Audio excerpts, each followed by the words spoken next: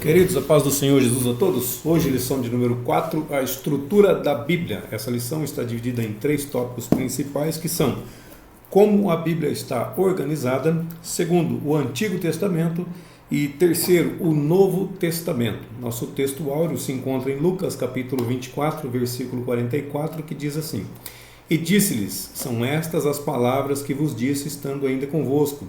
Convinha que se cumprisse tudo o que de mim estava escrito na lei de Moisés e nos profetas e nos salmos. E a nossa verdade prática diz assim: a Bíblia se divide em Antigo e Novo Testamentos, totalizando 66 livros divinamente inspirados, ou seja, inspirados por Deus. Toda ela é a nossa única regra de fé e prática, ou regra de fé e conduta. A palavra-chave aqui significa estrutura. A palavra estrutura significa organização, sustentação, disposição e também significa ordem. Então, organização, disposição e ordem dos elementos essenciais que compõem um corpo. Também aquilo que dá sustentação a alguma coisa. Então, a Bíblia ela é tudo isso aí. Agora nós vamos falar sobre a estrutura da Bíblia, que são essas palavras que nós acabamos de traduzir aqui. Agora, como a Bíblia está organizada, que é o nosso primeiro tópico. O primeiro subtópico diz assim: definição do termo Bíblia. A palavra Bíblia é derivada da palavra grega biblion, que significa pergaminho, papiro ou livro. Então, biblion, que é derivado da palavra Bíblia, significa pergaminho, papiro ou livro. É certo que quando a Bíblia foi escrita, não se utilizava livros como nós temos na atualidade. Livros não se utilizava dessa forma. Então, eram os pergaminhos, eram os papiros e também, para nós, são os livros. Então, o mesmo nome livro que se usava antigamente não é a mesma forma que nós temos na atualidade. Então, usava-se antigamente de uma forma, mas também foi traduzido como livro. Por quê? Para que nós compreendêssemos do que estava falando, do que o texto está se referindo.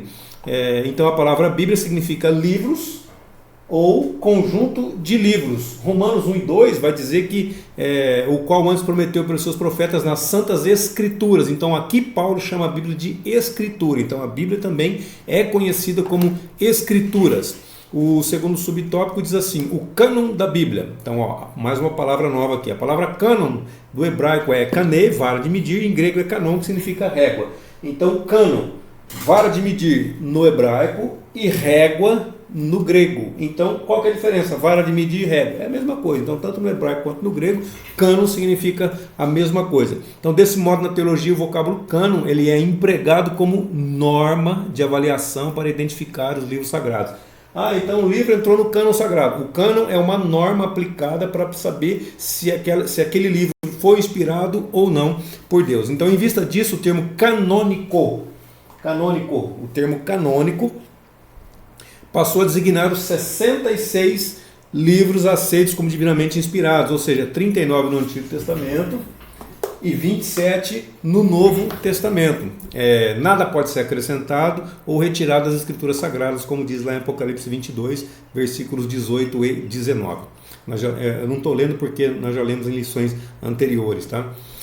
O terceiro subtópico diz assim: os 2 testamentos bíblicos. Então, a expressão Antigo Testamento ela foi inaugurada por quem? Você sabe? Ela foi inaugurada por Paulo. Paulo que disse isso aí. Paulo que falou a respeito de testamento. Então, segundo aos Coríntios capítulo 3, versículo 14, diz assim: mas os seus sentidos foram endurecidos, porque até hoje o mesmo véu está por levantar na lição do Velho Testamento, o qual foi por Cristo abolido, e refere-se aos livros dos judeus reconhecidos por Jesus como as Escrituras. Então, mais uma vez, Paulo inaugurou a palavra Antigo Testamento e ele também está utilizando a palavra Escrituras para todo o conteúdo do Antigo Testamento. Mateus 22, 29 vai dizer assim: Jesus, porém, respondendo, disse-lhes: errais, não conhecendo as Escrituras, nem o poder de Deus. A lei, os profetas e os salmos. Está em Lucas 24, 44. Deixa eu só fazer um comentário aqui primeiro. Mateus 22, 29. Jesus está dizendo assim, que nós erramos, por quê? Porque nós não conhecemos as Escrituras e nem o poder de Deus. Então, o próprio Jesus se referiu à palavra de Deus, ou seja, o Antigo Testamento, que até então só tinha o Antigo Testamento, até Jesus só tinha o Antigo Testamento. Depois você vai ver que no ano 96 depois de Cristo foi escrito o último livro conhecido como Apocalipse. Então, até então, quando falava-se de Escrituras, quando Paulo falou de Antigo Testamento, tudo se referia realmente ao Antigo Testamento. Inclusive, as Escrituras, de um modo geral, se referiam ao Antigo Testamento.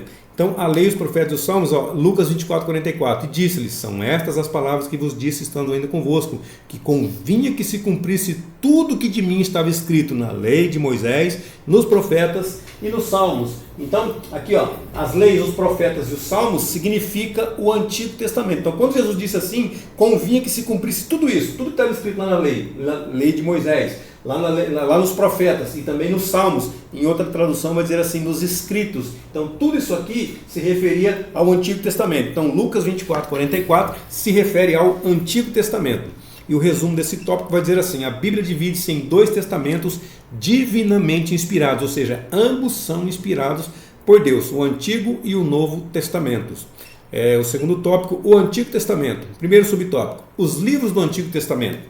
A classificação, vamos lá para o quadro. Então nós temos, no Antigo Testamento, nós temos o Pentateuco, nós temos os históricos, nós temos os poéticos e nós temos os proféticos. Então, o Pentateuco é a lei, ou seja, os primeiros, penta de 5, então os primeiros 5 livros de Gênesis a Deuteronômio, Gênesis, Êxodo, Levítico, Números e Deuteronômio, formam o Pentateuco, que é o nosso primeiro item ali. Então depois vem os históricos, que é formado por 12 livros, que vai de Josué até Esther. Aí depois vem os poéticos, que é composto por 5 livros, de Jó a Cantares de Salomão. Então os Salmos está incluso ali nesse meio também. E depois tem os proféticos, que eles subdividem em profetas maiores e profetas menores. Então os maiores são 5 livros de Isaías até Daniel, e os menores são 12 livros, que vai de Oséias até Malaquias, que é o último livro do Antigo Testamento. Então essa é a nossa divisão. A divisão dos judeus é essa daqui. Então essa daqui é a nossa divisão, essa daqui é a divisão dos judeus. Inclusive foi citado pelo próprio Cristo dessa forma. Convinha que se cumprisse leis, profetas, tudo que estava escrito na lei dos profetas, nos salmos. Então nós temos essa divisão e eles têm essa divisão. Qual que é a diferença? Diferença nenhuma, só fez uma divisão um pouco maior, mas não vai influenciar em nada, não vai atrapalhar em nada. E segundo subtópico vai dizer assim, a canonicidade do Antigo Testamento. Canonicidade é de cânon, lembra do cânon? Canônico, canonicidade é isso daí. Então existem 3 fatores basilares na avaliação de um livro canônico, a saber, quais são? Então, 3 critérios para saber se um livro eles utilizavam para saber se um livro foi realmente inspirado por Deus, para poder entrar no Bíblia, para poder fazer parte do cânon sagrado. Então existia 3 critérios a ser avaliado. Qual que era? Primeiro, a inspiração divina, ela que atesta-se se o livro é inspirado pelo Espírito Santo. Está lá em Neemias 9:30, Zacarias 7:12 e 2 de Pedro 1:21. Neemias 9:30 diz assim, porém, entendeste a tua benignidade sobre eles por muitos anos, estendeste a tua benignidade sobre eles por muitos anos, e testificaste contra eles pelo teu Espírito, pelo ministério dos teus profetas. Porém, eles não deram ouvidos, por isso os entregaste nas mãos dos povos da terra. Então, o Espírito Santo falou contra eles. Por quê? Porque eles estavam pecando, eles estavam errando, estavam fazendo o que não deviam. Aí o Espírito Santo testificava através dos profetas para que falasse contra eles, para que fosse contra eles, para que confrontassem eles o erro deles, para que eles pudessem se voltar ao Senhor. Porém, eles não deram ouvidos. É por isso que acabaram sendo entregues na mão de outros povos, por causa da rebeldia, por causa da desobediência. A letra B, segundo item aqui. Reconhecimento do povo de Deus, que atesta se o livro era aceito como autêntico por seus primeiros leitores. Então lá atrás também os primeiros leitores, eles reconheciam, aqueles que eram servos de Deus reconheciam se realmente eram autênticos ou não. Então tem aqui Êxodo 24, versículo 3 e versículo 7, Daniel 9:2, e esse aqui nós vamos fazer a leitura, tá? Daniel 9:2. No primeiro ano de seu reinado, eu, Daniel, entendi pelos livros que o número dos anos de que falara o Senhor ao profeta Jeremias em que haviam de cumprir-se as desolações de Jerusalém, era de 70 anos. Então Daniel estava estudando o livro do profeta Jeremias e ele interpretou, ele entendeu que o tempo do cativeiro era de 70 anos. Então a partir daqui ele já começou a orar para que o povo retornasse do cativeiro. E o terceiro ponto aqui também vai dizer assim: preservação pelo povo de Deus. Preservação pelo povo de Deus, que atesta se o livro era conservado como palavra de Deus. Então nós temos Deuteronômio 31, do 24 até o 26, e também Daniel 9:2. Eu vou fazer a leitura aqui de Juízes 3 e 4. Estes, pois, ficaram para por eles provar a Israel, para saber se dariam ouvido aos mandamentos do Senhor, que ele tinha ordenado aos seus pais pelo ministério de Moisés. Então, através do ministério de Moisés, Moisés era um homem inspirado por Deus e escreveu 5 livros na Bíblia. Pelo menos 5 livros da Bíblia foram escritos por ele. Ele é o autor desses livros, e a citação feita por Jesus, a citação feita por Paulo, dentre outras citações, dizem que Moisés foi quem escreveu o Pentateuco, os 5 livros do Antigo Testamento, os 5 primeiros livros do Antigo Testamento. E terceiro subtópico vai dizer assim: particularidades do Antigo Testamento. O último livro canônico foi do profeta Malaquias, que foi escrito aproximadamente 430 anos antes de Cristo. Então, desde então, nada mais pôde ser acrescido ao cânon do Antigo Testamento, ou nada mais pode ser acrescido ao cânon do Antigo Testamento. Então, Malaquias não vai estar aqui, não coloquei. Mas Malaquias é o último livro do Antigo Testamento, e aí depois que ele foi escrito, passou-se 430 anos, que é chamado de período interbíblico. São os 400 anos de silêncio, teoricamente, né? Porque na verdade Deus não fez silêncio, porque no livro de Daniel, capítulo 5, vai falar o que iria acontecer exatamente nesse período. Mas então, do período de silêncio, como o pessoal gosta de dizer aí, Malaquias foi escrito, 430 anos depois, Jesus veio cumprindo a profecia do Antigo Testamento. Então, a partir do livro de Malaquias, 430 anos antes de Cristo, nenhum livro mais pode ser acrescentado ao Antigo Testamento. Ali findou-se a inspiração do Antigo Testamento, ok? Então, em 227, aliás, não vou usar esses números aqui não, vou utilizar esses números aqui do quadro. Em 1250, a Bíblia foi dividida em capítulos, porque a Bíblia ela foi escrita corrido. Cada um dos seus livros foi escrito corrido. É claro que são em torno aproximadamente 40 autores diferentes, num período de 1500 anos. Então esses livros foram sendo escritos e depois foram juntados ou foram juntos num único exemplar que hoje nós conhecemos como Bíblia Sagrada, ok? Então, era um livro comum, era escrito, mas era um escrito corrido. Aí o que aconteceu? Em 1250, alguém teve uma ideia brilhante de dividir ele, de separar em capítulos. Por quê? Para ficar mais fácil para citar, para ficar mais fácil para poder encontrar uma passagem que a gente tem o desejo de buscar. Alguns dizem que foi em 1227, outros dizem que foi em 1250. Só que o que diz que foi em 1227 foi em um determinado país. O que diz que foi em 1250 foi em outro determinado país. Quem sabe não foi os dois que fizeram ao mesmo tempo, assim como nós temos uma dificuldade com o inventor do avião. Aqui no Brasil nós dizemos que Santos Dumont foi o inventor do avião. Lá nos Estados Unidos eles dizem que foram os irmãos Wright que inventaram o avião. Então quem que foi? Então de repente os irmãos Wright inventaram lá e Santos Dumont inventou aqui. Tá ok? Então é uma dificuldade, porém não vai influenciar nada na nossa fé, não vai atrapalhar nada na nossa fé, porque está falando de uma divisão de capítulos. Aí depois disso, em 1525, o Antigo Testamento foi dividido em versículos, foi separado em versículos. Então já estava a Bíblia toda do Antigo e o Novo Testamento dividida em capítulos. Agora, em 1525, ela foi dividida em versículos para facilitar mais. Então, capítulos são as porções grandes, versículos são as porções menores, uma porção pequenas. Então, nesse ano, o Antigo Testamento. Aí, no ano de 1551, ele foi dividido, o Novo Testamento foi dividido em versículos também, da mesma forma que o Antigo. Então aqui nós temos uma Bíblia completa dividida em capítulos e em versículos, a Bíblia toda, por completo. Em 1555, veja bem, 4 anos depois, somente 4 anos depois, foi sair a primeira impressão completa da Bíblia nessa divisão. Já haviam, presta atenção, Já haviam divisões, já haviam impressões da Bíblia Sagrada, só que de outra maneira, tá bom? Ela de forma completa, sem as divisões de capítulos, sem divisões de versículos. Em 1555, a primeira impressão completa da Bíblia, como nós temos hoje, que foi na sua divisão de capítulos e versículos, foi exatamente nesse ano, tá ok? O resumo desse tópico diz assim: os livros inspirados que integram o cânon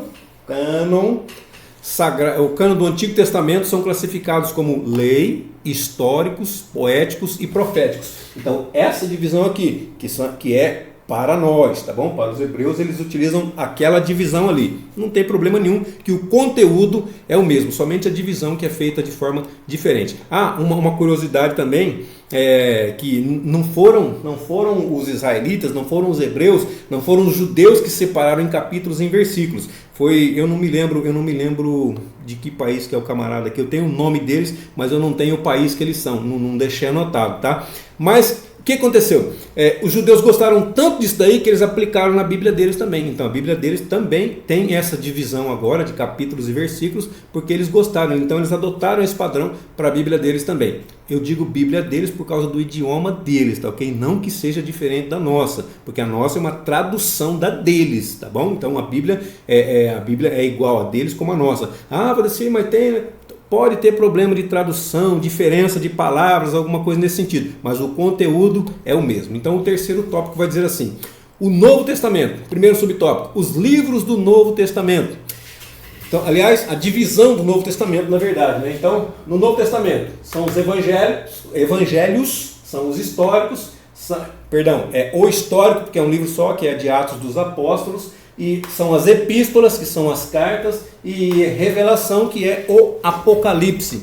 Então os evangelhos, eles são 4 livros. Quais são? Mateus, Marcos, Lucas e João. São chamados de sinóticos, Mateus, Marcos e Lucas, porque a palavra sinótico significa semelhante, significa parecido. E o de João entra separado, não entra como sinótico. Por quê? Porque ele é um pouco diferente dos demais, não em seu conteúdo, que ele já fala de Jesus como Deus, já apresenta Jesus de uma outra forma. Porém, algumas passagens ainda são idênticas, algumas passagens são repetidas dos demais evangelhos.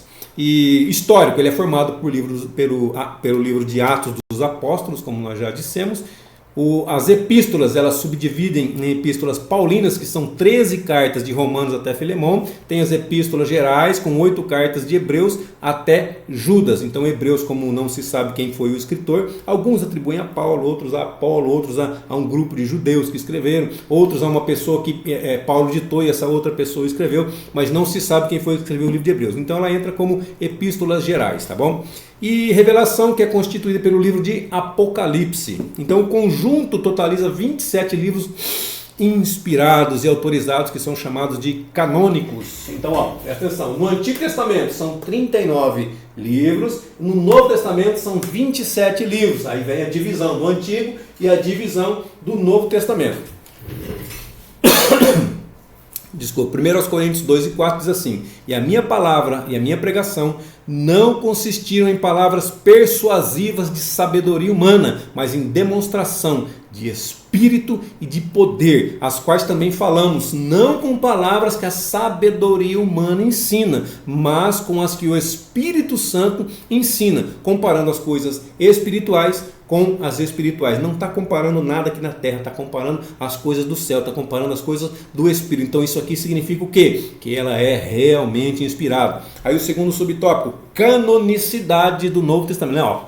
Lembra sempre do cânon, tá? O comecinho da palavra, cânon. Canonicidade do Novo Testamento. Falamos da canonicidade do Antigo Testamento, ou seja, da inspiração do Antigo Testamento, da comprovação do Antigo Testamento, que ele é inspirado, e agora a canonicidade do Novo Testamento. Então, 1 aos Tessalonicenses, capítulo 2, versículo 13, diz assim: por isso também damos sem cessar graças a Deus, pois, havendo recebido de nós a palavra da pregação de Deus, a recebestes não como palavra de homens, mas, segundo na verdade, como palavra de Deus. Então foi um homem que pregou, mas pregou a palavra de Deus, e eles receberam não como palavra de homem, mas como palavra de Deus, que é o que realmente ela é, a qual também opera em vós os que crestes. Então a palavra de Deus que eles receberam está operando neles, a palavra de Deus que nós recebemos está operando em nós. Nós quem? Aqueles que creem na palavra que foi ouvida, que foi recebida, que foi pregada.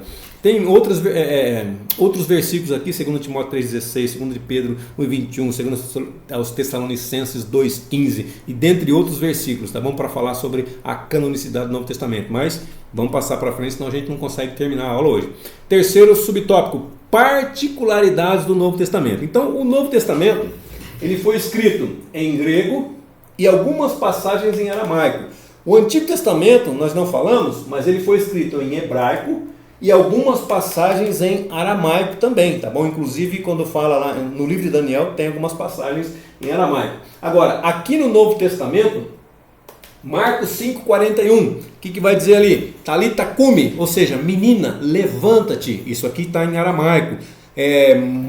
Onde está mais? Marcos 14,36, vai estar lá, Abba, Pai. Literalmente significa pai, pai, ou meu pai, paizinho. Tá bom? Isso aqui, essa passagem também está em aramaico. Aí tem outra também, Marcos 15,34, Eloi, Eloi, lema sabachthani. Em alguma outra versão vai estar Eli, Eli, dá no mesmo também, tá bom? Eli, Eli ou Eloi, Eloi é uma transliteração para o nosso idioma. Mas o que significa isso? Deus meu, por que me desamparaste? Também essa passagem se encontra em aramaico, tá bom? Então, o aramaico ele entrou um pouquinho no Antigo Testamento e ele entrou também um pouquinho no Novo Testamento. Mas na maior parte, o Antigo Testamento é em hebraico e o Novo Testamento é em grego. Então são pequenas porções, como nós acabamos de ler aqui, que entrou no idioma aramaico. Então o conjunto dos livros canônicos foi escrito antes do término do século I. Então 96 depois de Cristo, não chegou a 100, então foi antes do término do primeiro século. Quando termina o primeiro século? No ano 100. No ano 100 começa o século II. Tá ok? Então, 96 depois de Cristo foi quando terminou. O último livro é o Apocalipse. Então, lá no Novo Testamento, o último livro escrito foi o Apocalipse de João. João que escreveu o Apocalipse. Não foi João Batista, foi João o apóstolo, João o discípulo amado. Então, desde esse encerramento do cânon, os cristãos reconhecem apenas 27 livros como inspirados. Como nós dizemos aqui, ó. Então no Antigo Testamento acabou quando? Acabou em Malaquias 430 a.C. Foram 39 livros que foram inseridos na nossa Bíblia. No Novo Testamento acabou quanto? 96 depois de Cristo. Acabou com o livro de Revelação, com o livro de Apocalipse escrito por João. Então totalizou 27 livros. Então esses são aceitos por nós como canônicos, ou como sagrados, ou como inspirados por Deus. Então o resumo desse tópico vai dizer assim: irmão, não estou dizendo que nós estamos certos, outro está errado, nós somos o dono da verdade, não é isso que eu estou querendo dizer, tá bom? Isso é o que a maioria dos teólogos aceitam como inspirados. Os demais livros, como Macabeus, alguns outros livros que outras igrejas aceitam, eles não vão difamar o nome do Senhor, eles não vão, não, se você pegar para ler, pegue para ler com cuidado, pegue para ler entendendo que não são inspirados por Deus, mas pode utilizar eles como livros históricos para saber o que aconteceu no período interbíblico. Isso aí dá para você fazer sem nenhum problema, tá bom? Inclusive não vai de maneira nenhuma atrapalhar a nossa fé, muito pelo contrário, vai ajudar a nossa fé. Só que não foram reconhecidos, não passaram pela vara de medir, não passaram pela régua para poder entrar no cânon como inspirados por Deus, amém? Então, cuidado, nós não somos detentores da verdade, só eu estou certo, só nós estamos... Não, cuidado com isso, tá? Então o resumo desse tópico diz assim: os livros inspirados que integram o cânon sagrado do Novo Testamento são classificados como evangelhos históricos, epístolas e revelação. Evangelhos histórico, no singular, porque é um só. Epístolas e revelação, que é um livro só. Revelação, ele teve várias revelações, são várias revelações. Mas revelação por quê? Porque é um livro só, então também é no singular. A nossa conclusão vai dizer assim: o conjunto dos 66 livros formam um único livro, um único exemplar, chamado como? Você se lembra? Bíblia Sagrada. Então, 66 livros canônicos formam a Bíblia Sagrada. Então, É um livro só que contém 66 livros dentro dele, é um conjunto de livros, um compêndio, né? Esses livros constituem o cânon bíblico do Antigo e do Novo Testamento, ou seja, divisão da Bíblia, estrutura da Bíblia, Antigo e Novo Testamento. Os critérios para avaliação da canonicidade, lembra? Quais são os critérios? Qual que é a vara de medir? Qual que é a régua que foi utilizada? Então são inspiração, reconhecimento e preservação dos livros como palavra de Deus. Nós vemos lá no tópico, nós vemos lá acho que no tópico 2, se eu não me engano. E aqui está só um resuminho, tá bom? Então, critério para avaliação. Critério que foi utilizado para eles entrarem no cânon sagrado. Inspiração, reconhecimento dos antigos cristãos e preservação dos livros como palavra de Deus. E também aqui para concluir, a comprovação desses critérios revela que as escrituras foram aceitas e preservadas como livros autorizados por Deus. Então o que precisou? Precisou comprovar, precisou passar por um pente fino, precisou passar por um crivo para depois então ser aceito, para depois então ser inserida. Quando fechou-se isso daí, estava completo 66 livros, passaram-se alguns anos, fizeram um novo concílio, decidiram agregar mais alguns livros, porém não foi aceito por alguns protestantes, que era o nome que nós éramos chamados antigamente. Hoje não, hoje é evangélico, hoje está mais light o negócio, né?